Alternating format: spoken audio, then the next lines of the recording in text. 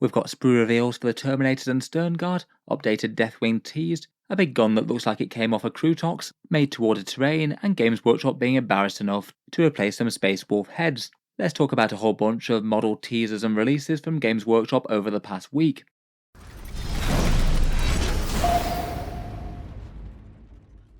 Hello and welcome back to Warspets Tactics, where today I thought I'd round up a whole load of minor news and release stories from Games Workshop over the past week. Definitely a bunch of interesting stuff, while the focus has been on Space Marines and the big release wave that they're getting.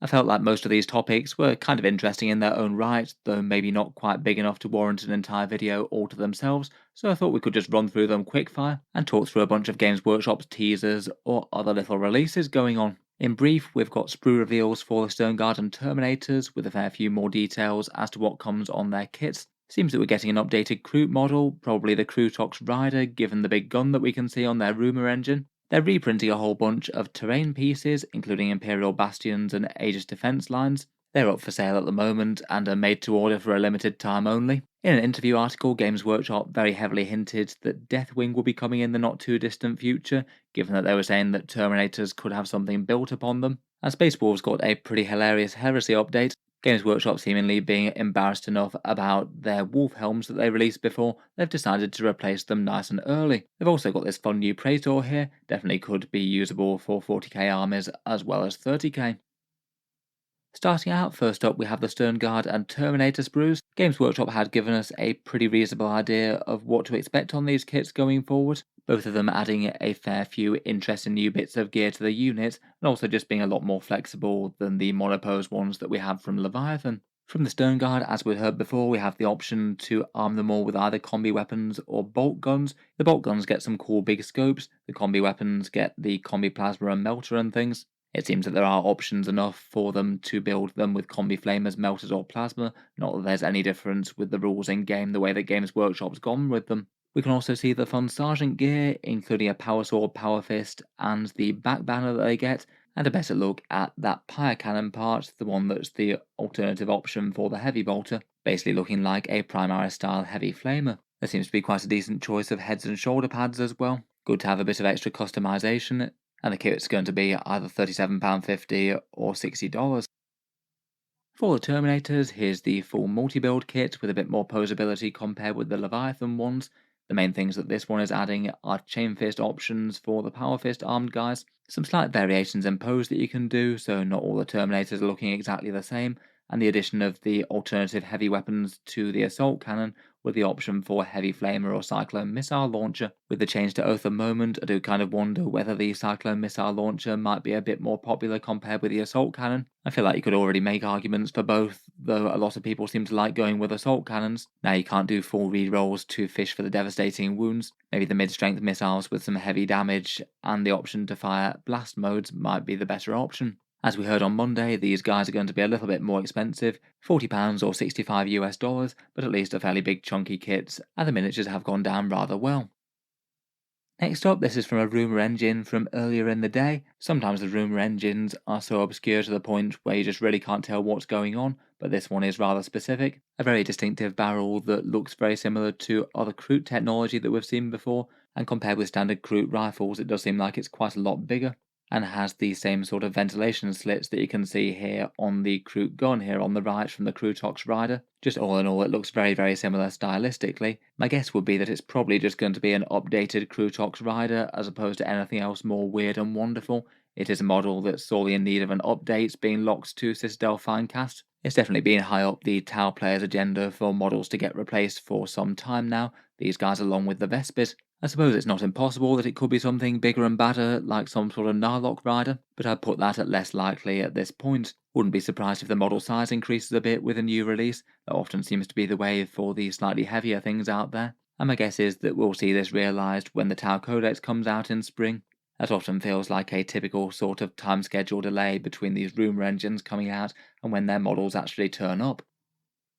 Next up, something that I've mentioned on a community post on the channel, but not actually touched on in videos at all, is that they're doing a terrain run with a whole bunch of made-to-order bits from the Imperial Bastion, Wall of Martyrs, and some other things that came out, I believe, alongside the original Apocalypse game a while back. As ever, acquiring full tables of 40k terrain does often tend to be a bit expensive if you go just directly from Games Workshop itself, and I feel like some of these are maybe slightly better value than others. The Imperial Bastion is definitely the most expensive at $65 or £40, but as it goes it is at least fairly chunky and looks pretty big and imposing on the battlefield, whereas I feel like some of the Wall of Martyr bits that are priced not too dissimilarly just feels like you get something a lot less impressive for the money invested. They are quite nice looking things, but I feel like a couple of segments of trenches just doesn't really compare to an enormous building for roughly the same price. In general, it seems that these bits are somewhere between 50 to 65 US dollars, 40 to 55 euros, or around 30 to 40 pounds. And if you did want to pick up any of these, either for current tables or more nostalgia type purposes, looks like they're up on Games Workshop's web store and will be there until the 1st of October when they'll be taken down. These things are going to be a made to order run, so the way that it works is that Games Workshop takes the orders and then makes the quantity that they need to. And then they say they guarantee shipping somewhere up to 180 days, though anecdotally I have heard that it often can be much faster than this, though you can't count on it being so. I feel like it could be of interest to some people, particularly maybe if you had some of these ones and you wanted more to help complete the look of a table. I feel like these made-to-order runs are nice at least for the people who really do want to pick up these and haven't had the chance for a while. Though obviously they're only going to be particularly interesting for a subset of hobbyists. In general though, for slightly more cost-efficient terrain I'd be tempted to go off places like eBay or Etsy compared with Games Workshop. That can often lead to a bit more value for money in my opinion. Next up, we've got a small but solid hint for new Deathwing miniatures coming out. To be fair, that's not really the biggest surprise at this point. The new Terminators have come out early in the edition, and the only one of the next chapters coming out with their codex announced are the Dark Angels. Their supplement codex is going to be out in spring, and I feel like with Lionel Johnson getting his miniature in the not too distant past, there's a pretty high chance for a Black Templar style release wave for them. And if that happens, the chance of them not getting some updated Deathwing Terminators seems very unlikely. GW did drop a hint in a interview on Warhammer Community regarding the new Space Marine Codex though, and particularly the new Terminator designs. The article, quote, paraphrased, roughly said that the Terminator models are designed to be future-proofed, and there'll be a good base for, and then it's redacted. Basically, they're trying to imply they've got something coming that they're not allowed to share with us yet, and to my mind, the only real logical thing for that would probably be the new Deathwing Terminators. I think I'd be fairly hopeful for these coming out in spring when the Dark Angels get their book. Will be fun to see what they do with the models and whether or not they update both the Command Squad and the Deathwing Knights in the same sort of style as they had before. I feel like Blood Angels were perhaps in a similar sort of situation, unlikely to get updates on their chapter unique jump infantry until we had some generic Primaris ones, which we now seem to have solved with the jump back intercessors. Seems at least fairly plausible that they could get some unique Death Company in a similar style later on.